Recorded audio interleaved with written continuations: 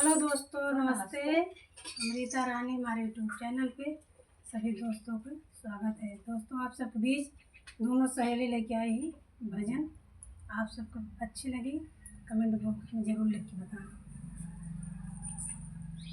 सबसे बड़ी हो समुंदर मछली, सबसे बड़ी हो समुंदर मछली, सबसे बड़ी है गंगा माया, सबसे बड़ी है गंगा माया हो। जे करे नहाने से हम उतरी, सारी दुनिया तरी हो समुंदर मछली, सबसे बड़ी हो समुंदर मछली। जे करे नहाने से हम उतरी, सारी दुनिया तरी हो समुंदर मछली, सबसे बड़ी हो समुंदर मछली, सबसे बड़ी आई धरती निमाता हो, सबसे बड़ी आई धरती निमाता हो।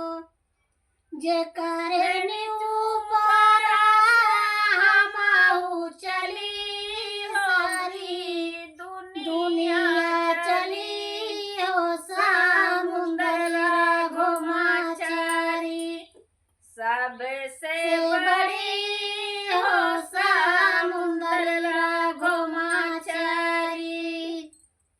जे करे ऊपर हम चली, सारी दुनिया चली हो समुंदर मछली, सबसे बड़ी हो समुंदर मछली, सबसे बड़ी हो समुंदर मछली,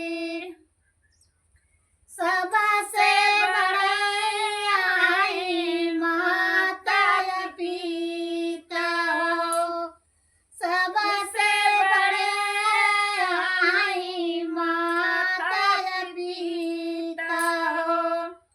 जे करे दूध से हम उतरी, पूरी दुनिया तरी हो समुंदर मछली, सबसे बड़ी हो समुंदर मछली, सबसे